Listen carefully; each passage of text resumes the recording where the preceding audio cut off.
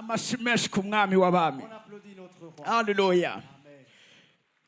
Ndashimiye Imana ubwira kandi Je bénis Dieu encore une fois yongeye kudukoraniriza hano muri kino kibanza. qui nous a réunis ici en cette place. Mu mwanya uri imbere turaza gufata umwanya wo gusenga Dans les temps qui viennent, on va prier kandi umwanya ukwiye wo gusenga. et on va prendre un temps suffisant pour prier. Hari icyo tubwiriza kuvyarira urunganwe rwacu. Il y a quelque chose qu'on doit enfanter pour notre génération. Hari ibyo tubwiriza kuvyarira imiryango yacu. Il y a quelque chose qu'on doit enfanter pour nos familles. Ndakunze kuvuga kino kintu. J'aime dire ces choses. Imana yariyumviriye ku miryango yacu Dieu a pensé à nos familles. igihe yaduha kuvukira muri iyo miryango. Quand nous a donné de vivre ou de naître dans cette famille. Ntituri abantu basanzwe bavukiye muri iyo miryango. Nous ne sommes pas des gens ordinaires nés dans ces familles. Ntituri abari bo bose bavukiye muri iyo Nous ne miryango. sommes pas n'importe qui est né dans cette famille. Igihe Imana iduha iyo miryango Quand Dieu nous a donné ces familles, kuyivukiramo yabanje kwiyumvirako avant de nous faire naître dans ces familles, il y a kuko pensé. hari ibyo Imana yateguye kera Parce qu'il y a des choses que Dieu a préparées d'avance. ibihe vyano muri ino si bitarabaho. Avant que les temps et les moments ne soient sur cette Imana terre. ibitekera muri twebwe, Et Dieu a mis ça en nous.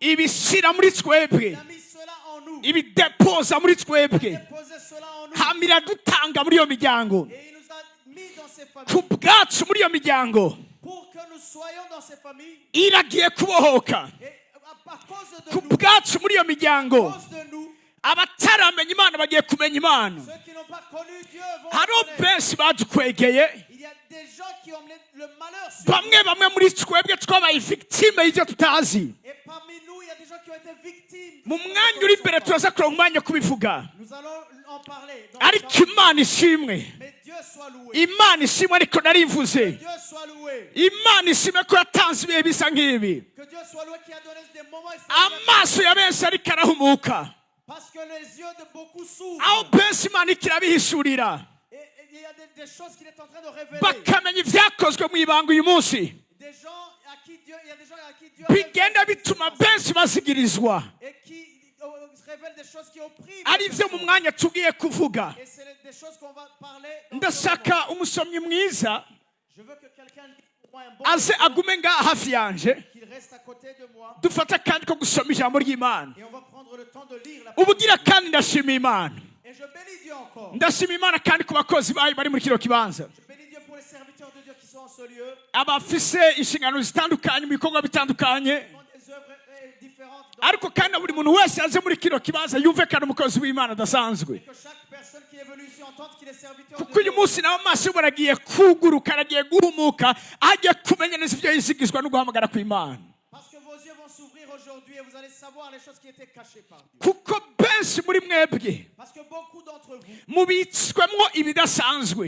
il y a des choses qui sont déposées en Hari vous. ikigatanya kidasanzwe gisinzire muri mwebwe, Il y a un géant extraordinaire qui sommeille en vous. hariho intambwe idasanzwe iryamye iri muri mwebwe. Il y a un lion extraordinaire qui dort en vous. Muri no minsi ibiri Et dans ces 2 jours, iyo ntambwe turagiye kuyivyura, nous allons réveiller ce lion. ico kigatanya turagiye kukivyura, Nous allons réveiller ce géant. iyo ntambwe narivuze ngo turagiye kuyivyura. Que nous allons réveiller ce lion. Niyamara kuvyuka, Quand il sera réveillé, ikitatewe n'Imana cose mu buzima bwawe ce qui n'a pas été planté par Dieu dans ta vie, kizozinga ibirago gigende mu izina rya Yesu. faire ses bagages et partir. Narivuze kigiye kuzinga ibirago kigende mu izina rya Yesu. Bagage et il va partir au nom de Jésus. Ikizuru ritateye muri mwebwe, Tout ce que le ciel n'a pas planté, iyo ntambwe niyamara kuvyuka, quand ce lion sera réveillé, kiragiye kuranduka mu izina rya Yesu. il va être arraché, déraciné. Numva ameni y'aba Gideyoni bari muri kino kibanza, Même des Gédéons qui sont ici. numva ameni y'aba Debora bari muri kino kibanza, Même des Déborah qui sont ici. numva ameni y'aba Samusoni bari muri kino kibanza, Même des Samson qui sont ici. numva ameni y'aba Esiteri bari muri kino kibanza.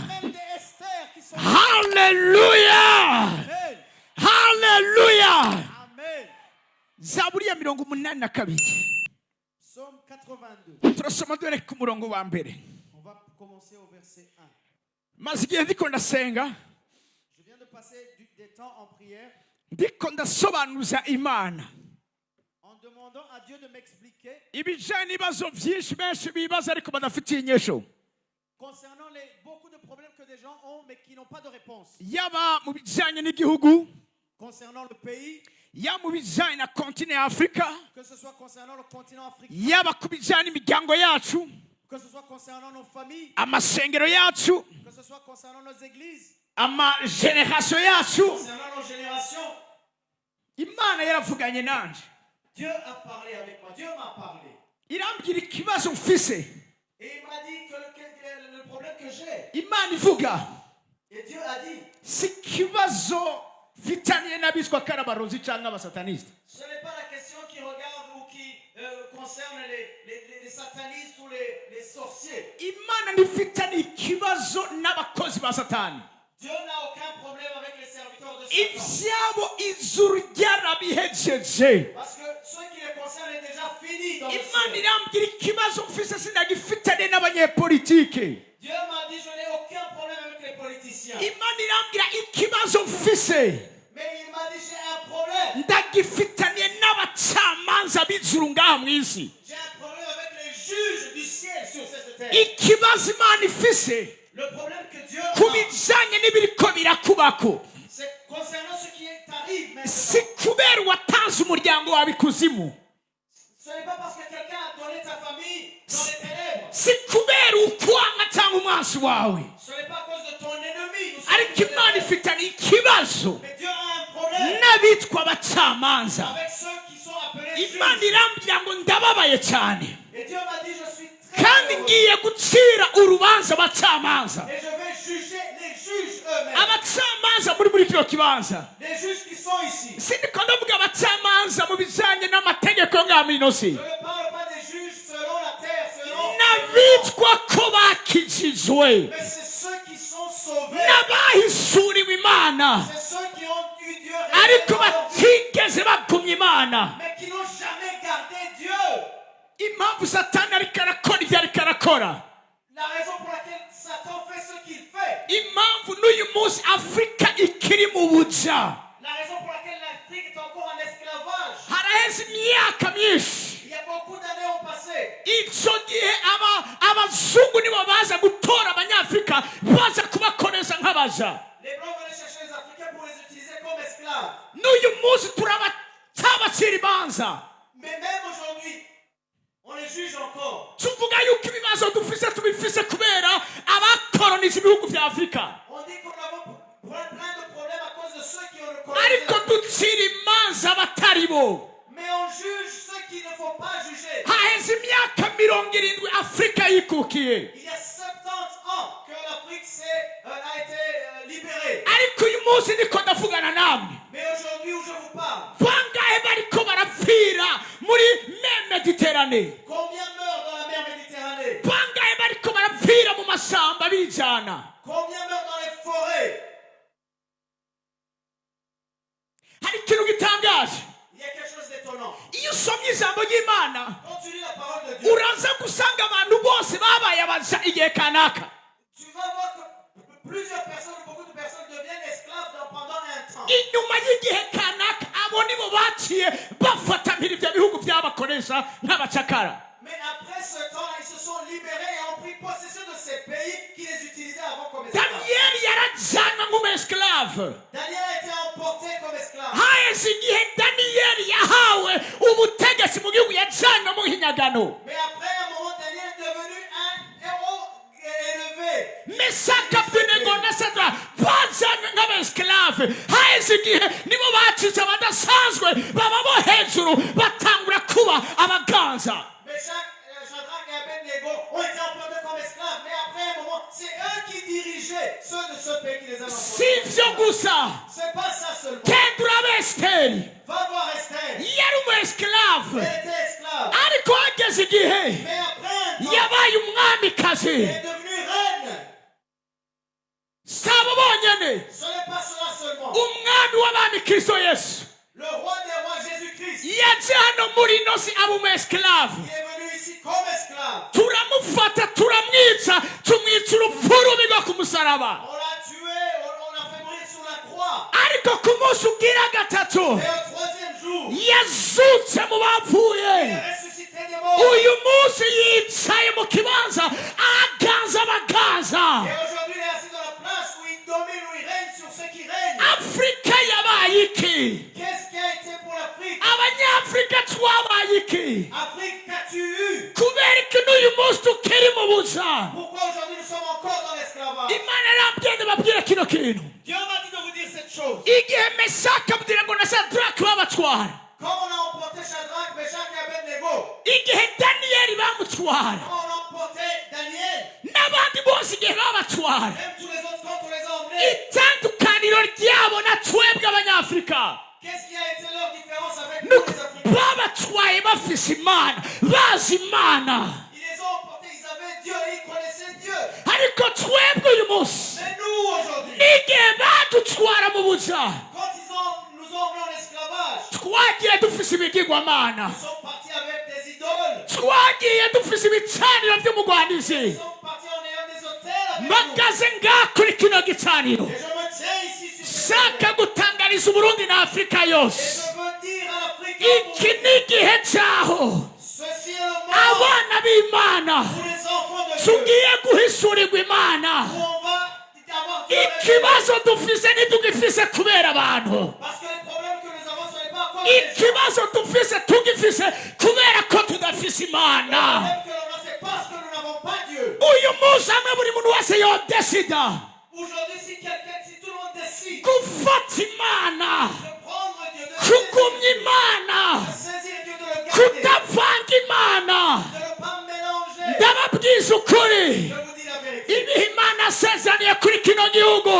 Tout ce que Dieu a promis à cette birambara umubiri bibane natwe mu izina rya Yesu. cela sera fait, je vous le dis, au nom de Jésus. Imana ifitanye ikibazo n'abacamanza, Dieu a un problème avec les juges. abacamanza n'abizera. Les juges, c'est ceux qui croient. Les Wa croyants. musomyi wanjye asomere Zaburi ya 82.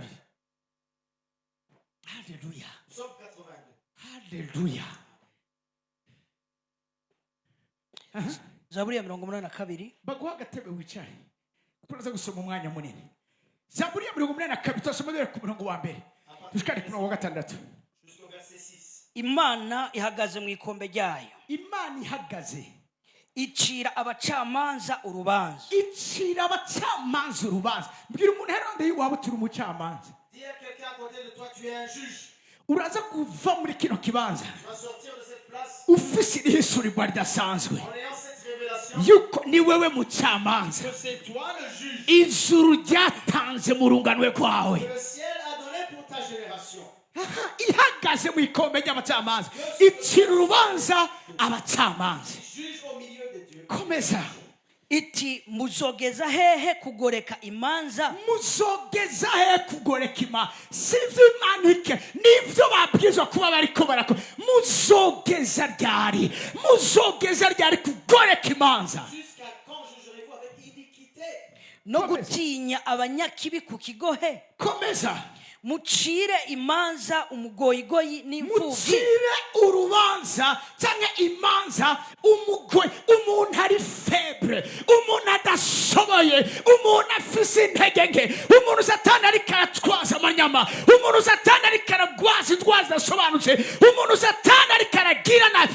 Mucire urubanza, fata ingingo kubwiwe, Satani amurekure, abohoke, akire, yinjire mu vy'Imana musezeraniye. Rendez justice à celui qui est faible, celui qui ne peut pas, celui qui est opprimé par le diable. Rendez-lui justice et qu'il soit libre. Mucire imahazwa n'umurushwa imanza zigororotse. Icyo nicyo cyadukoranije ngaha. Mbwira umuntu heronde iwawe uti icyo nicyo cyadukoranije Dis ngaha. à une personne, fais droit aux malheureux et aux pauvres. Et c'est pour cela que nous sommes ici. Turi ngaha kugira ngo duce urubanza. Nous sommes ici pour juger. Abacamanza badacira urubanza, Imana ibacira imanza. Et Dieu a jugé les juges. Iyo abacamanza badacira imanza, Imana ibacira imanza. Et quand les juges ne jugent pas, Dieu les juge à son tour. Kandi agomba abwira ikintu kimwe, Et je vais vous dire quelque chose. ikibuga ntigishobora kubera ko inkino zibiri mu mwanya umwe. Un terrain ne peut pas accueillir deux matchs en même temps. Nta activite yindi yoza ngo yongere kuri iyi iriko irabera ngaha ko hano twahafashe hafashwe bateza kurindira ibi bigahera kugira ngo hasubire kubandanya ibindi. Ici, par exemple, il n'y a aucune activité autre qui peut se tenir que ici. Puisque nous sommes ici, ils doivent attendre que nous finissions pour qu'ils viennent. Satani araza mu miryango yacu Satan vient dans nos familles hagasanga nta n'umwe ahagaze harinda imiryango yacu. et il trouve qu'il n'y a rien de debout, personne de debout qui garde nos familles. Abadayimoni baraza mu miryango yacu Les démons viennent dans nos familles bagasanga nta n'umwe ahari et ils trouvent qu'il y a personne. ariko nagomba ndabatangarije muri kino Mais kibanza je vais vous annoncer en ce lieu. nagomba ndabatangarije muri kino Je vais vous kibanza annoncer en ce lieu. ibihe byahinduwe n'umwami Les temps ont été changés narivuze par ngo le ibihe byahinduwe n'umwami Les temps ont été changés par le igihe twabaye sindabibazo icyo gihe cyarangiye Ce temps est fini, là où nous avons été esclaves. igihe twumvise ko biraba abantu icyo gihe cyarangiye Quand nous avons entendu que c'était fini, igihe le temps twarindire est fini. ko hari abandi batuzanira agakiza icyo gihe cyarangiye Les temps où nous attendons que les autres amènent notre salut. abo ndiko ndavugana nabo muri kino kibanza Ceux à qui je parle aujourd'hui, n'abariko baradukurikirana ku rubuga rwa interineti ceux qui nous suivent sur Internet en direct, iki ni igihe cyacu ceci est notre temps. iki ni igihe cyawe Ceci est ton temps. iki ni igihe ijuru ryateguye Ceci est le temps que ibi ni ibihe byatunganijwe n'ijuru c'est le temps que le ciel a préparé. abacamanza bagiye guca imanza mu isi Où les juges vont juger la terre. iri jambo urubanza Cette parole, ce mot ni jugement, ijambo ry'igiriki ryitwa crisis c'est un mot grec crisis risobanura gufata ingingo et qui s'explique par prendre une décision. mbwira umuntu ari wambaye iwawe Dis à cette uti personne, twaje ngaha kugira dufate ingingo nous sommes venus pour prendre des décisions. ku bijyanye n'ubukene bwugarije umuryango w'iwawe turi ngaha kugira ngo dufate ingingo Pour concernant la pauvreté dans ta famille, nous sommes là pour prendre des décisions. cyari ikibanza cyiza cy'uko mushobora kuvuga amen kuko turagiye gufata ingingo ubishaka utabishaka turagiye gufata ingingo Que tu le veuilles ou non, on va prendre des décisions. yesu aravuze ikintu gikomeye Que Jésus a dit quelque chose d'important. aravuga ngo icyo muzoboha ngaha muri ino si Il a dit que ce que vous lirez kizoza kibohwa no mu ijuru sera lié aussi dans le mu ciel. ijuru baboha ibyo twaboshe Parce que le ciel va lier ce que nous avons déjà narivuze mu lié. ijuru baboha ibyo twaboshe Le ciel va lier ce que nous avons déjà lié. narivuze mu ijuru baboha ibyo twaboshe Et le ciel va lier ce que nous avons déjà kandi mu lié. ijuru babohora ibyo twabohoye Et le ciel délie ce que nous avons délié. bwira umuntu ari rwanda y'iwawe ngo Dis la personne à côté de toi. nutabyumva Si tu ne le comprends pas, ndaza kugukubita urushi rwa muhemu yera je vais te gifler au nom du Saint-Esprit. yesu yinjiye mu rushengero igihe kimwe Jésus est entré dans la synagogue un jour. baranka kumwumva Ils ne l'ont pas entendu. acatangura kubasekeza Et il a pris un fouet et les a fouettés. hari igihe bisaba ko uri iruhande y'iwawe umusekeza kugira ngo abyumve neza Il y a des moments où tu dois frapper sérieusement celui qui est à côté pour qu'il kuko hari entende. abantu mengo satani yatsindaga ibitiritiri mu matwi yabo Il y a des gens pour lesquels Satan, on dirait, a bouché leurs oreilles. ariko uyu munsi Mais aujourd'hui, narivuze ngo uyu munsi aujourd'hui, narivuze ngo uyu munsi aujourd'hui, narivuze ngo uyu munsi aujourd'hui, vuga ngo uyu munsi dis aujourd'hui, vuga ngo uyu munsi dis aujourd'hui, cyane rwose vuga uyu munsi plus fort aujourd'hui, turagiye gufata ingingo on va prendre des décisions. turagiye gufata ingingo Décider ku byerekeranye n'imiryango yacu qui concerne nos familles, turagiye gufata ingingo prendre des ku décisions. bijyanye n'abana bacu umugwanizi atwara mu kaborerwa no mu biyayuramutwe Les enfants que l'ennemi emporte, turagiye gufata ingingo nous allons prendre des décisions. abariko baranyumva n'umameniya muri kino kibanza Entendre amen dans ce qui abagiye gufata ingingo numva ameniya muri kino kibanza vont prendre des décisions. numva ameniya abantu bagiye gufata ingingo Amen des gens qui vont prendre des décisions. haleluya yesu umunsi avuga ibijyanye n'ishengero inshuro ya mbere matayo 16 La première fois que Jésus parle de l'église dans Matthieu 16, yavuze ngo nzokubaka kuri urwo rutare nzokubakako ishengero ryanje il a dit, sur cette pierre, je bâtirai mon église. ngo amarembo y'ikuzimu Et les portes de l'enfer. yesu avuze ishengero yaciye avuga amarembo y'ikuzimu Quand Jésus a parlé de l'église, il a parlé du séjour des morts, de la porte des séjours des morts. amarembo y'ikuzimu abapisikologe ntacyo bashobora kuyakorako Les portes du séjour des morts, les psychologues ne peuvent rien faire. amarembo y'ikuzimu abasportifu ntacyo bashobora kuyakorako Les sportifs ne peuvent rien faire par rapport amarembo y'ikuzimu les portes des séjours des morts. abigisha ntacyo bashobora kuyakorako Les enseignants ne peuvent rien faire face à cela.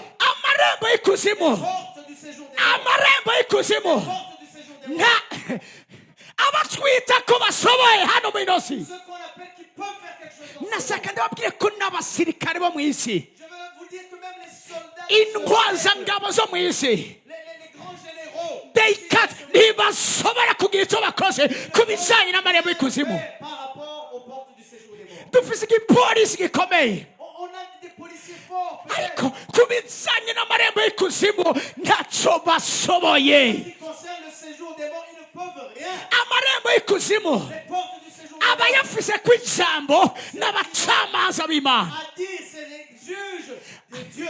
Amarembo y'ikuzimu Les portes du séjour des morts, abayafise ku ijambo ceux qui peuvent, n'abakiriye Kristo Yesu nk'umwami n'umukiza w'ubugingo bwabo, c'est ceux qui ont reçu Jésus-Christ dans leur vie. n'abavuze ubwa kabiri, C'est ceux qui sont nés de lui, n'abamazina yabo yanditse mu bitabo cyo mu ijuru. dont les noms sont écrits dans le yavuze ngo livre de Dieu. amarembo y'ikuzimu. Porte du séjour des morts. shaka ntangarize abantu muri buri Je vais kibanza, vous annoncer ceci. amarembo y'ikuzimu, Porte du séjour des morts. ibyo yakoze hejuru y'umuryango wawe Tout ce qu'elles ont fait dans ta ntabyo famille, nkeneye kumenya, je n'ai pas besoin de le ariko savoir. icyo nkeneye kumenya ni Mais ce que je n'ai besoin de savoir, nuko igihe cyayo cyaheze, c'est que leur moment, leur temps est igihe fini. cyayo cyo gukora cyaheze. Leur temps de travail est fini. ndashaka umuntu avuga amen meze neza muri kino kibanza. Amen.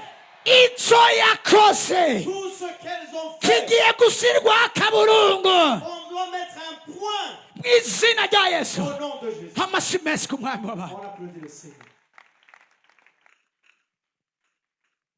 ishengero ni urwego rukomeye rw'ijuru. L'église est une institution du ciel. narivuze ishengero ni urwego rukomeye rw'ijuru ngaha minoze. L'église est une institution puissante du ciel. akaga n'umuntu akengera agasuzugura ishengero. Celui qui est malheureux, c'est celui qui méprise l'église. akaga n'umuntu atazi ibanga rihishijwe mu ishengero. Malheureux celui qui ne connaît pas le secret caché dans l'église. ishengero riranrujisitire mu ijuru. Parce que l'église est enregistrée au ciel. birivuga ngo amazina yabo, abana b'imfura amazina yabo yanditswe mu gitabo cy'ubugingo mu ijuru. Parce que la Bible nous dit que les premiers-nés, leur nom, izina ryawe ryanditswe mu gitabo cyo mu ijuru. ton nom est inscrit dans le livre de vie au ciel. nigeze kumva ibijyanye na leta zunze ubumwe za amerika. J'ai entendu un jour ce qui concerne les États-Unis d'Amérique. iyo umuntu afise ubwenegihugu bwa amerika, Parce que quand une personne a la nationalité américaine, aho aba ari hose partout où elle est, cette personne, hari akantu bamuha, il y a quelque chose qu'on lui donne. hari akantu ashobora gufyonda Il y a un petit appareil qui peut appuyer kerekana ko asa ubugerejo cyangwa afise umutekano muke. pour qu'il puisse dire qu'il est en insécurité. aho ari hose Partout où elle est, ingabo zikomeye za FBI les soldats ou les agents du FBI zica zimusanga aho ari kumutabara. peuvent la retrouver pour lui porter secours. bibaye ngombwa Et si c'est nécessaire, baramwimura bakamutwara ahandi hantu hari umutekano. ils vont la déplacer et l'emmener là où il est, dans un lieu sécurisé. ivyo bikorwa ngaha muri nosi. C'est sur cette terre. shaka mbwira ishengero ry'imana riri hano Je veux hantu. dire à l'église de Dieu qui est ici. twebwe turengeye abafise ubwenegihugu bwa amerika. Nous, on est au-dessus de ceux qui ont la nationalité américaine. ababarinda barinda umubiri wabo gusa, ariko ntacyo bashobora gukora ku bijyanye n'ubugingo bwabo.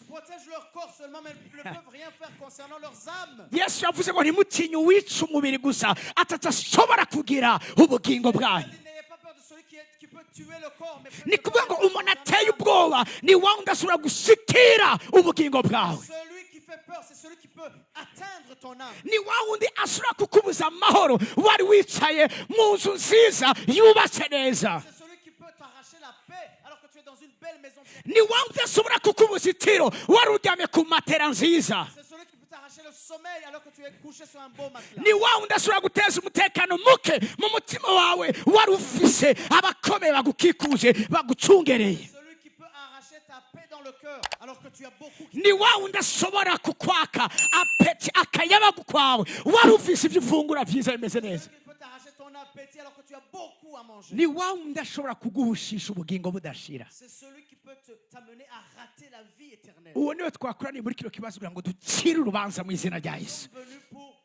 juger celui-là. muriko murumva icyo ndiko ndavuga?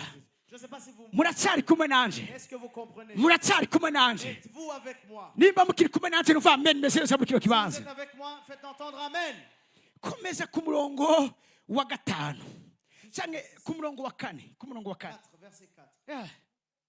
mutabare umugoyigoyi n'umukene mubakure mu maboko y'abanyakibi. Sauvez le misérable et l'indigent, délivrez-les de la la main des méchants. mubakure mu maboko y'abanyakibi, Délivrez-les de la main des méchants. mubakure mu maboko y'abanyakibi. Délivrez-les de la main des méchants. Turi muri kino kibanza n'abakozi Imana batandukanye. Nous sommes ensevelis avec plusieurs personnes. Imana yasize amavuta adasanzwe Et que Dieu a oint kugira ngo dukure mu maboko y'abanyakibi ab'umugwanizi ariko aragira nabi. délivrer ce que l'ennemi est en train de malmener. Iyi niyo porogaramu dufise uyu munsi, C'est ce programme que nous avons aujourd'hui. gutabara Délivrer ab'umunyakibi ariko aragira nabi. ce que le méchant est en train de malmener.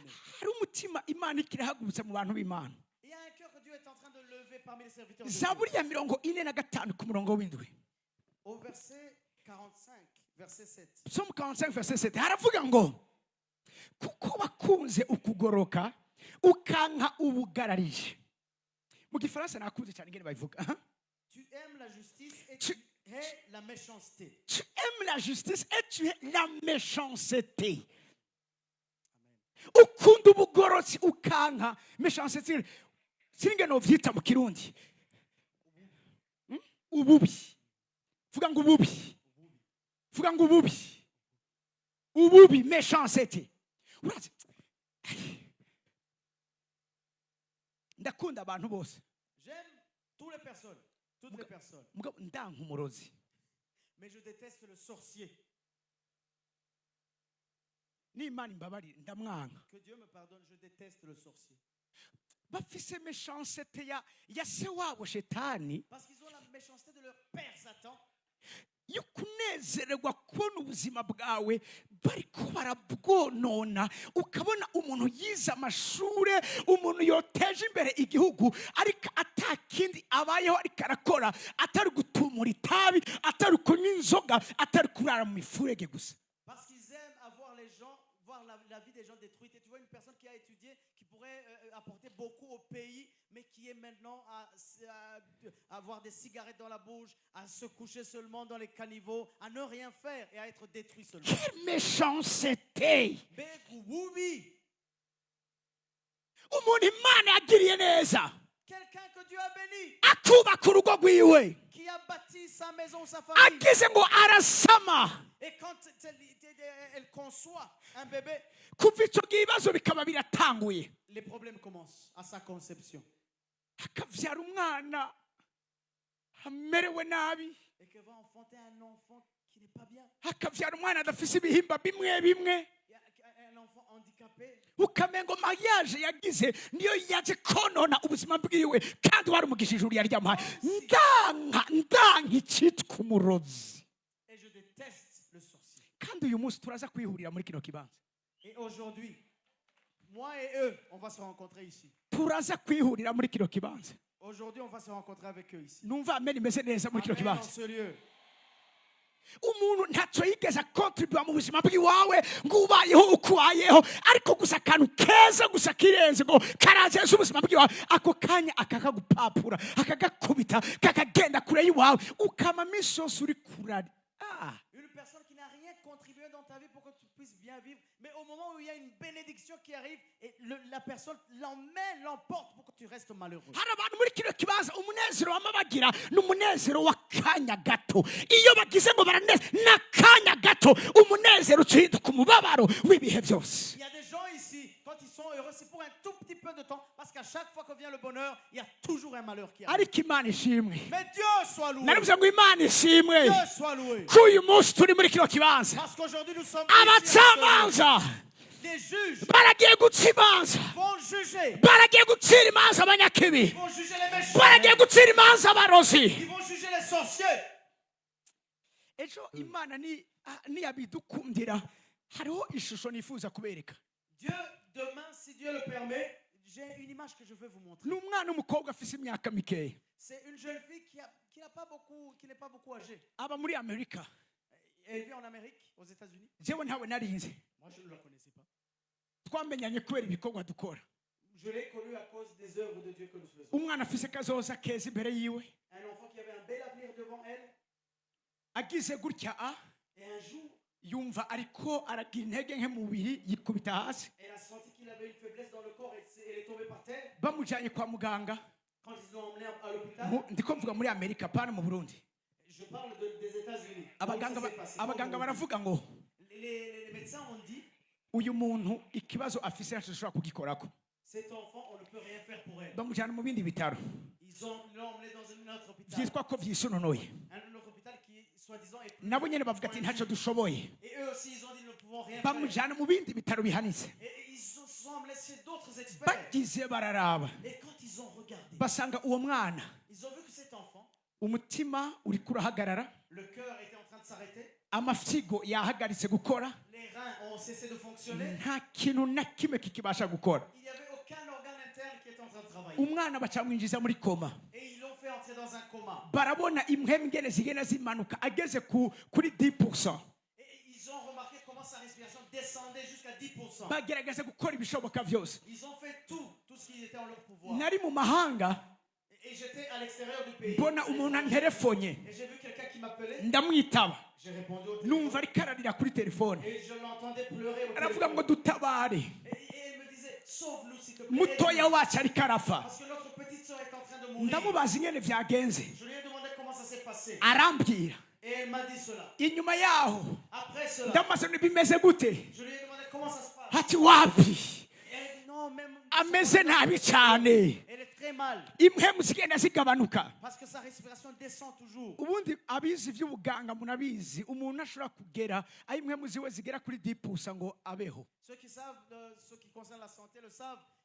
Étant à 10%, tu ne peux plus vivre. sa dutangura gusenga Et on a commencé à prier. senze imana irambwira ngo Et quand j'ai prié, Dieu m'a ivyo révélé ni ibikorwa by'ibicaniro que c'était une œuvre d'un hôtel. caramubwira nti ndahagaritse gufungura Il m'a dit, j'ai pris la décision de cesser. ndi umuntu de yizera manger. cyane gusenga no kwisonzesha Parce que je crois au jeûne et à la prière. nivyo bimpeshejeho gushika uyu munsi C'est des choses qui m'ont soutenu jusqu'aujourd'hui. nivyo bigwanishwa mfise nemera gushika uyu munsi C'est les âmes que j'ai que je soutiens aujourd'hui. fata amasengesho J'ai pris ndamubwira nti nzohagarika ari uko mumbwiye ko asohotse muri koma et je leur ai dit, je vais arrêter de prier mugaca de jeûne. ndababwira nti ndungikira amafoto yiwe Du coma. Et on m'a envoyé ces photos. J'ai demandé ces photos. ejo nzobereka ayo mafoto Demain, je vais vous montrer les photos. uwo mwana ntiyaboneka mu maso On ne voyait même plus son visage. ahantu hose bari bamufuse bacometsemo Il y ivyuma avait des appareils partout. ahantu hose bari bamucumise bashyizemo ivyuma Partout, on avait mis des appareils dans son corps. umwitegereze En la voyant, ntiwabona ko uwo mwana yosubira kubaho tu ne pouvais pas croire que cet enfant ariko pouvait imana encore vivre. irambwira ngo azobaho Mais Dieu m'a dit, elle vivra. azobaho Elle vivra. satani yamusavye Satan l'a réclamé. umurozi yamusavye Le sorcier l'a réclamé. kandi ikibabaje Et ce qui est malheureux, ivyo yabikorewe n'inshuti yiwe ya hafi ceci a été fait par un proche dans la famille. yesu yavuze ngo umwasi azoba mu nzu yawe Parce que Jésus a dit que l'ennemi sortira de ta propre maison. abatugira nabi sabo tutazinanye Parce que les gens qui nous font du mal, c'est des gens qui nous connaissent. abatugambanira sabo tutazi Ceux qui font du mal à notre vie, c'est des gens ariko qu'on ni connaît. babandi dupfana ibintu C'est bikomeye les gens avec lesquels nous avons des ni liens de babandi famille. twizera C'est les gens dans ni lesquels nous babandi avons dufise cru. ibyo duhuriyeko C'est les gens avec lesquels nous avons des liens. imana irambwira reka kuboneza amaso yawe ivyo uriko urabona Dieu m'a dit, arrête de regarder avec tes yeux physiques. ayo n'amagufa yumye Parce que ça, ce sont des ossements secs. vugishwa kuri ayo magufa y'imwe mwana w'umuntu Alors prophétise sur ces ossements secs. ayo magufa araba mazima Parce que ces ossements peuvent devenir vivants. vyari ibintu biteye ubwoba Et c'était quelque chose de très terrible. ariko uko naheza gusenga umunsi ku wundi Mais chaque jour, quand je terminais de prier, icyo gihe mfata ndafise abahizi imana yampezagije j'ai des héros qui travaillent avec moi, que Dieu m'a batahura donné, iri banga ryo gusenga qui comprennent comme moi le secret de la prière. n'ubu turi kumwe muri kino kibanza n'ingabo nishimiye muri kino Il y kibanza a des gens dont je suis fier ici. turasenga imana ku bw'uwo mwana On a prié pour cet enfant. umwana atangura kuba muzima Et l'enfant a commencé umunsi wa à mbere revenir à la vie. ati amasigo yasubiye gukora Le premier jour, ils m'ont dit, les reins reprennent, Abaganga. ont commencé à travailler. ati ariko naho yokira Et les médecins disaient, même si elle guérit, uyu mwana azogira ikibazo cyo mu mutwe elle va avoir un problème mental. ntazokomera Elle ne va pas avoir le cerveau. ntazobaho neza Elle ne va pas bien vivre. ndabwira abo bantu ati ibyo abaganga bavuga ntimubishyire ku mutima Je dis à ces personnes, arrêtez d'écouter. dushyire umutima ku cyo imana iriko iravuga Sur ce que Dieu dit. haleluya Amen. tugiye gushyira umutima ku byo imana iriko Nous allons iravuga mettre Entre nos yeux et nos cœurs, c'est ce que Dieu dit. iby'amaso umubiri atwereka si Parce byo que ce que nous montrent les yeux physiques, ce n'est pas vrai. si byose Ce n'est pas tout qui est vrai. si byose ari Ce n'est byo pas tout qui est vrai. ariko ndashaka uyu munsi muri kino kibanza Mais en ce lieu, je veux. ni nacyo ibicaniro bikora ni nacyo ibicaniro bikora C'est cela que fait. byugura amaso mu buryo bw'impwemu Ils ferment nos yeux spirituels tukabona mu isi y'impwemu pour que nous puissions. tukabona mu isi y'impwemu Les hôtels ouvrent nos yeux spirituels pour que nous ibikorwa puissions voir by'ubugwanizi satani aba ariko arakora que nous voyons dans le monde spirituel ce que Satan fait. uyu mwana ndiko ndavugana namwe Et quand j'étais en train de parler avec cette fille, uyu munsi aratwara imodoka aujourd'hui elle conduit une voiture. uyu munsi ameze neza Aujourd'hui elle est bien portante. mu minsi yose twaravuganye La dernière fois j'ai parlé avec elle. atarambwira ati apotre Elle m'a dit apôtre, ubu usigaranye ikibazo kimwe gusa aujourd'hui j'ai un seul problème. shaka usengere mvyibuhe Je veux que tu pries pour moi pour que je puisse grossir. ubu ntugifise ikibazo cyo kubaho ubu ufise ikibazo cyo kuvyibuha Aujourd'hui on a un problème de vivre et toi tu as un problème de grossir. haleluya Amen. ibibazo umugwanizi yaguteje biragiye kubimusurako mu izina rya yesu Les problèmes que l'ennemi a amenés sur toi vont lui ibibazo être retournés. ibibazo umunyakibi yaguteje biragiye kumusubirako mu izina rya Les yesu problèmes que l'ennemi a amenés sur toi vont être retournés au nom de Jésus. bibiri ivuga ngo yakunda kuvuma bikamusubirako Parce qu'il a maudit et il sera maudit lui-même. ivyo agerageza gukoresha mu kukuvuma biragiye kumusubirako mu izina rya Ce qu'il essaie yesu de faire pour te maudire va se retourner contre lui. numva ameni ya muri kino kibanza Amen en ce lieu. abacamanza Les juges. ku murongo wa gatanu haravuga ngo Le verset 5 dit, abo mbwiye waronse ijwi dusomere on est toujours au psaume 82, verset 5. zaburi ya mirongo umunani na kabiri ku murongo wa gatanu havuga ngo abo mbwiye ntaco bazi abo mbwiye ntaco abacamanza ariko ndabwira ntibazi gusenga Ils n'ont ni savoir ni intelligence, ils ne savent pas prier. abacamanza ariko ndabwira ntibazi guteramira ingo zabo Les juges à qui je parle ne savent pas se tenir pour leur famille. abacamanza ariko ndabwira ntibazi guteramira ibihugu byabo Les juges dont je suis en train de parler ne savent pas se tenir pour leur pays. abo mbwiye ntacyo bazi Ceux à qui je parle ne savent rien. umwanzi afurika dufise umwanzi akomeye abarundi dufise ni ukutamenya L'ennemi que nous avons en Afrique, l'ennemi que nous avons au Burundi, c'est que nous ne savons pas. Kandi C'est manque de connaissances. nicyo ibicano by'umugwanizi bikora biratwavegera biradutera ubuhumyi kugira ngo ntitubone C'est ce que fait les hôtels de l'ennemi. Il nous aveugle pour que nous ne puissions pas voir. icyo nicyo kiza gutuma uca imanza nk'uko abandi bariko barazica C'est cela qui te pousse à prendre des décisions où tu as jugé comme les autres juges. ufata ingingo zo kurongora umuntu nk'uko abandi bafata ingingo zo kurongora Et tu prends la décision de faire le mariage comme les autres font des mariages. ukibagira ko wewe uri umwana w'imana Et tu ne souviens pas ou tu oublies que tu es enfant de Dieu. ukibagira ko wewe atari wewe wigaba ariko ugabwa n'ijuru Et tu oublies que tu ne t'appartiens pas à toi-même, que tu appartiens au ciel. ugashaka amatungo nk'uko abandi bariko barayaronka Et tu cherches, tu cours après la richesse comme les autres. ugashaka kubaka amazu nk'uko abandi bariko barayubaka Construire des maisons comme les autres construisent. ndashaka umbwira umuntu ari iruhande y'iwawe Je veux que tu dises à la personne, uti wewe uratandukanye n'abandi toi, tu es différent des autres. mubwira uti wowe uratandukanye n'abandi Dis-lui, tu es différent des autres. ibyawe biratandukanye n'iby'abandi Ces choses, ce qui te concerne, est différent de ce qui concerne les autres. iby'iwawe biva mu kiganza cy'imana Que ce qui est à toi vient de la main de Dieu. ibyawe bitangwa n'imana Parce que ce qui est à toi est donné par Dieu. ijambo ry'imana mbwira ngo yavumbatuye ikiganza ahaza ukubaho kw'ibyaremwe byose Parce que la parole de Dieu nous dit que par sa main, il nourrit toutes les créatures de la terre. niyavumbatura ikiganza muri kino kibanza Si il ouvre sa main aujourd'hui, ici, abarwayi baragiye gukira les malades seront guéris. hari ahantu heza ho kuvuga ameni muvuga ameni imeze neza niyavumbatura ikiganza Ici, il ouvre sa main. hari umuntu ari muri kino kibanza yaje atabona Il y a quelqu'un qui est venu ici étant aveugle. uyu mwanya aravumbatuye ikiganza akira kubona kwawe mu izina rya Il yesu ouvre sa kirisito main. Reçois ta guérison. iyo avumbatuye ikiganza Quand il ouvre sa main, ntushobora kuguma uko barori tu ne peux pas rester comme tu es. ntushobora kuguma uko Tu barori ne peux pas rester comme tu es. bwira umuntu ari iruhande y'iwawe Dis à la personne à côté. uti ntibikunda kuguma uko barori Tu ne peux pas rester comme tu étais. niyavumbatura ikiganza Il ouvre sa main. niyavumbatura Il ikiganza ouvre sa main. niyavumbatura Il ikiganza ouvre sa main. impumyi zirabona Les aveugles voient. ibipfamacu birumva Ceux qui n'entendent pas abacumbagira baratambuka neza les gens ingumba ziravyara niyavumbatura ikiganza ababoswe barabohoka abamugwaniza ariko aragira naye barabohoka. et ceux que les Haleluya.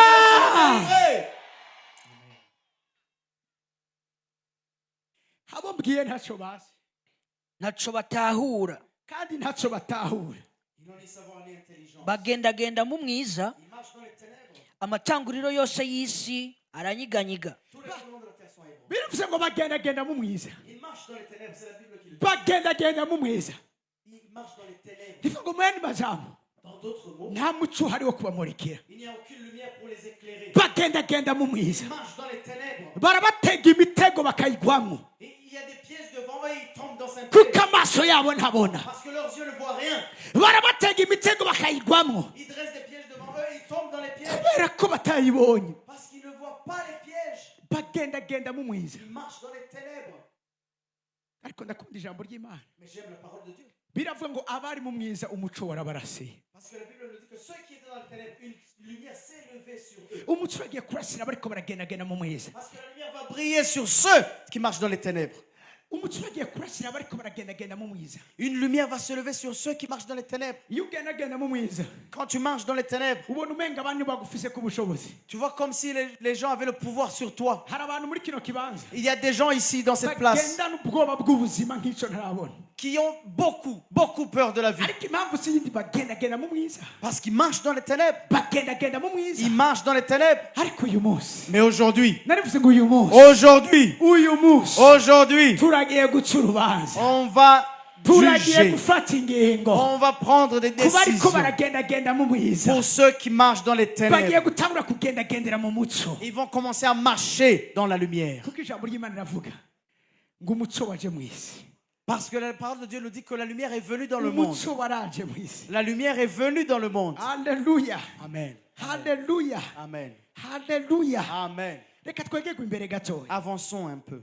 somera zaburi ya 72 Psaume zaburi 72. ya 72 umurongo turasoma duhereye ku murongo wa mbere. iri ni isengesho À partir du premier verset, c'est une prière. rya dawidi. mana uhe umwami uguca imanza kwawe. ariko imbere gatoya hinge gato Attendez un peu. numva twohera mu bami ba mbere. Commençons à 2 rois. urazi iyo umuntu agendagenda mu mwiza Quand une personne marche dans les ténèbres, ivyiwe babigira ko akse vyoroshe ce qui le concerne, on a accès à ce qui le concerne Kandi facilement. bakabitwara atacyamira. Et on peut même emporter tout ce qu'on veut sans rien, sans aucune résistance. ndasubiramo Je répète. iyo umuntu agendagenda mu Quand mwiza une personne marche dans les ténèbres, babacamanza bagendagenda mu mwiza quand ces juges-là qui marchent dans les ténèbres, nibo baguca imanza c'est eux qui devraient juger. ariko nibo bariko barabacira imanza. Mais c'est eux qui sont jugés. Bituma imana irababajwe n'abacamanza bayo. Parce que Dieu est malheureux à cause de ses juges. imana irababajwe n'isengero ryayo Parce que Dieu est malheureux à cause de son église. ritariko rirakora icyo ryabwirizwa gukora. Cette église qui n'est pas en train de faire ce qu'elle devrait faire, ritariko rirafata ingingo ryabwirizwa qui gufata. n'est pas en train de prendre les décisions qu'elle devrait prendre, rikagendagendera mu mwiza. et elle marche dans les ténèbres. iyo usomye mu byakozwe n'intumwa Quand tu lis dans les Actes des Apôtres, hariho abantu babiri il y a 2 personnes. yakobo na petero. Il y a yakobo na petero. Pierre et Jacques. yakobo bamufashe Quand on a pris Jacques, ibyakozwe n'umwa 12 dans Actes des Apôtres 12, igihe bafata yakobo quand on a pris Jacques, herode yaramufashe Hérode l'a pris. atakindi ashaka wa munyakibi nababwira. C'est le méchant dont vous avez parlé. Il ne voulait rien d'autre. juste kugira gusa ngo agire nabi abizera. Il voulait seulement rendre malheureux ceux qui croient. birivuga ngo yicisha yakobo inkota. Et la Bible nous dit qu'il tua Jacques par l'épée. ngo abonye bihimbaye abayuda ariyongera. Et quand il a vu que c'était plaisant pour les Juifs, il voulait encore. ubu sifata yakobo Et il a dit, maintenant je ne vais pas prendre Jacques. ubu sifata yohana Je ne vais pas prendre Jean. ngo mafate wa wundi Je vais prendre celui, wa pastori wa mbere le premier pasteur, wa wundi yesu yazetse ishengero celui à qui Jésus a laissé wa l'église, wundi yesu yabwira ngo ragira intama zanje celui à qui Jésus a dit, va paître mes brebis. afata petero nawe il a pris aussi afashe Pierre. petero Quand il a pris Pierre, aravuga ati uyu nawe nyene ngiye kumwica nkuko nishe yakobo il a dit, je vais tuer Pierre comme j'ai tué Jacques. muga bibiliya iravuga ngo Mais la Bible dit, ishengero rivyumvise riramusengera mais quand l'Église l'a entendu, elle a prié. igihe yafata yakobo Quand il a pris Jacques, ishengero ryaravyumvise l'Église a entendu, abacamanza baravyumvise les juges ont entendu, mugabo nta ngingo bigeze bafata mais ils n'ont pris aucune décision. nta ngingo nimwe bigeze Ils bafata n'ont pris aucune décision. barafashe yakobo Ils ont pris Jacques, arapfa ils l'ont tué, bamujana ku mpanda ils l'ont emmené à Manda pour l'enterrer, baca bararimba ngo aheza mu ijuru et ils ont chanté, baramuhamba nous nous reverrons au ciel. afashe petero Mais quand il a pris Pierre, afashe petero quand il a pris Pierre, ishengero riva mu itiro l'Église s'est réveillée. abacamanza barivyura Les juges se sont réveillés. abacamanza baravyuka Les juges se sont réveillés. abacamanza bava mu itiro Les juges sont sortis de leur baravuga ati sommeil. yakobo yarishwe Et ils ont dit, Jacques est mort. kubera ko twagumye duhoze Parce qu'on s'est tué, on n'a rien dit. bafashe petero nawe Maintenant, on prend Pierre. nkubita umwungeri intama zisanzara Parce qu'il est dit, je frapperai le berger et les brebis seront dispersées. ishengero riva mu gacerere Et l'Église est sortie du silence. ishengero rivuye mu gacerere Et quand l'Église est sortie du silence, automatiquement, n'imana iva mu gacerere kuva mu Dieu gacerere est sorti. kawe kagiye gukura imana mu gacerere si tu sors du silence, Dieu sortira du silence. narivuze kuva mu gacerere kawe kagiye gukura imana mu gacerere J'ai dit, si tu sors du silence, Dieu sortira du subira silence. ubwire umuntu heri wanjye wawe ati va mu gacerere Dis à ton voisin, sors du silence. va mu gacerere Sors du silence. kugira ngo imana ive mu gacerere Pour que Dieu sorte du silence. babwire ikintu kimwe Je vais vous dire quelque chose. isengero rihoze n'imana irahora Quand l'Église se tait, Dieu se tait. kuko igihe cyose Parce que à chaque fois, isengero n'igicaniro temera imana kuza gukora hano mu inosi parce que l'Église est l'autel qui permet à Dieu de venir réagir sur cette terre. isengero niryo ryugura umuryango ijoro kuza gukora hano mu inosi L'Église est celle qui doit ouvrir la porte au ciel pour qu'il vienne faire des choses sur cette isengero terre. rituguruye Si l'Église n'ouvre pas, yesu aguma hanze Jésus reste dehors. isengero rituguruye Si l'Église n'ouvre pas, yesu aguma inyuma y'urugi Jésus reste derrière la porte. ijambo ry'imana rambwira mu vyahishura yohana La parole de Dieu me dit dans la ngwende ku révélation, rugi ndadodora je suis à la porte. umuntu Je niyumva toque. ijwi Si ryanje quelqu'un ouvre, entend ma Seigneur, voix. Oh, Église, la voix niyumva de ijwi Dieu. ryanje S'il entend ma voix, akugurura qu'il ouvre, tubwirizwa kumva nous devons entendre. tutumvise Si nous n'entendons pas, aguma hanze il reste dehors. twumve Entendons. ko kugira yinjire Pour qu'il entre, nitwe twugurura c'est nous qui ouvrons. nitwugura mu miryango yacu Si nous ouvrons dans nos familles, abo satani yari azi ko afise ce que Satan possédait ou croyait qu'il possédait, aragiye kubatakaza il va les perdre. iyo ameni haswe kumpezagira muga nimpezage ko ntiyashize ngaha nitwava mu gacere twugurura Si nous sortons du silence et que nous ouvrons la porte, ngira umuntu heri wandi wati ugurura dis à ton voisin, ouvre-lui la porte. Ugurura. Ouvre-lui la porte. ugurura Ouvre-lui la porte. bibiliya iravuga ngo Parce que la Bible dit, bibiliya iravuga ngo la Bible dit, nimwigire birebire mwabirimba mwe élevez-vous. umwami w'ubwiza yinjire Que le roi de gloire entre. umwami w'ubwiza yinjire Que le roi de gloire entre. umwami w'ubwiza ninde Que le roi de gloire n'uhoraho nyaningabo c'est l'éternel. le niwe Dieu des mwami armées. w'ubwiza C'est le roi de gloire. nitwugurura Si nous ouvrons, ari inzira atabara igihugu cyacu il entrera et sauvera notre ari pays. inzira atabara amashengero yacu Il va sauver nos églises. ari inzira atabara imiryango Il yacu va sauver nos familles. ari inzira atabara Il va entrer et sauver amabizinesi yacu nos business. kuko tubwirizwa kumwugururira Parce que nous devons lui ouvrir la porte. tutwuguruye aguma hanze Si nous n'ouvrons pas, il reste dehors. ishengero rivuye mu gacerere Quand l'église est sortie du silence, bivuga ngo riramusengera petero rikobeje cyane et ils ont prié pour Pierre ardemment.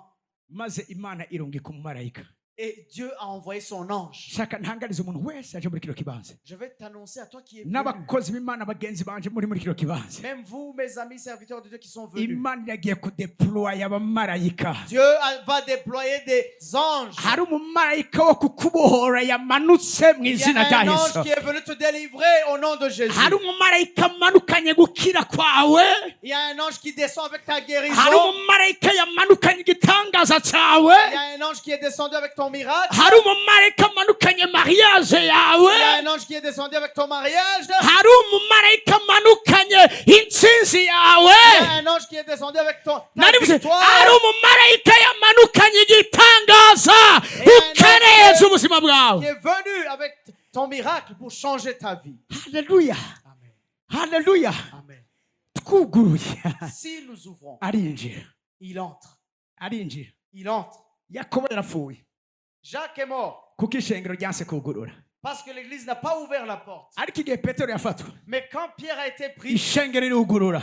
l'église a ouvert la porte. Ijambo ry'Imana rirambwira Et la parole de Dieu me dit, umarika araza abohora petero, l'ange est venu et a délié Pierre. araza abohora petero. Il est venu et a délié Pierre. Ndakunda kino kintu J'aime cette chose. ngo bariko baragenda Quand il marchait avec ngo l'ange, à la suite de petero l'ange, yibaza ko ariko ararota. Pierre croyait qu'il était en train de Wow. rêver. petero yibaza ko ariko ararota. Pierre croyait qu'il était en train de Come on, rêver. church. Yibaza ko ariko ararota. Il croyait qu'il rêvait. petero yibaza ko ariko Il ararota. croyait qu'il rêvait. shaka mbwire ba petero muri kino Je vais kibanza vous dire, vous, Pierre, ivyo ici, imana igiye gukora ce que Dieu va faire dans uragiye vos vies. kwibaza ko uriko Tu vas urarota, croire que tu es en train de uragiye rêver. kwibaza ko atari ivyo, Tu vas croire que ce n'est pas uragiye vrai. kwibaza ko ari inzozi, Tu vas croire que c'est un ngo songe. yibaza ko ariko ararota. Il croyait qu'il rêvait. haleluya, Mais si indoto, ce n'est pas un ni rêve. ukuri C'est la réalité. kw'ivyo imana igiye kugukorera Que Dieu va mu faire buzima ta bwawe. vie. haleluya. Amen. Wow. ishengero rivyutse, Quand l'église s'est réveillée, imana yakoze. Dieu a agi. bwira umuntu iruhande iwawe Dis à ton voisin, utabibutse uhoraho ntimugakereze, ceux qui rappellent à l'éternel, ne vous taisez point. abibutse uhoraho Que ceux qui ntimuga. rappellent à l'éternel ne se taisent point. buri muntu wese afite amasezerano ngaho, Parce que chaque personne a des promesses ici. buri muntu wese arafise imana asezerano ubuzima bwiwe. Chaque personne a quelque chose que Dieu lui a promis. ntitubwirizwa gucereza. Nous ne devons pas nous birivuga taire. ngo abibutse uhoraho ntimugakereze, Parce que la Bible nous dit que ceux qui rappellent l'éternel kugeza i ne vous yerusalemu taisez ahahinduye point. ishimwe Jusqu'à ce qu'il ryiwe, change et il amène sa gloire dans Jérusalem. kugeza mu buzima bwawe ahahinduye ishimwe ryiwe. Jusqu'à ce qu'il change ta vie dans sa gloire. abahoze bakubona usegereza, Ceux qui te voyaient abahoze mendiant, bakubona uri inyuma, ceux qui te voyaient derrière, abahoze bakubona uri uwo hasi, ceux qui te voyaient en bas, baragiye kubona ibikorwa imana igiye gukora ils guhera vont uyu munsi voir mu ce buzima que bwawe. Dieu va faire de ta vie. baragiye kubona ukungena ijuru rigiye kugendera ubuzima bwawe. Ils vont voir ce que Dieu va faire dans ta vie. reka ndangirize kuri kino kintu cyo dusenga imana. Je vais terminer sur cette chose et on va prier. urazi gusenga turasenga, Vous savez, prier, on prie. nungaha twaje ngaha kubera ko dusenga, Même ici, nous sommes venus parce que nous prions. mugabo gusenga imana nambwiye ntiguhagije. Mais Dieu m'a dit, prier, ce n'est pas suffisant. niryo banga igicaniro kinyegeje, C'est le mystère que cachent les autels. nuko biciye mu gusenga kwawe C'est qu'en passant par ta prière, uhura n'imana. tu rencontres Dieu.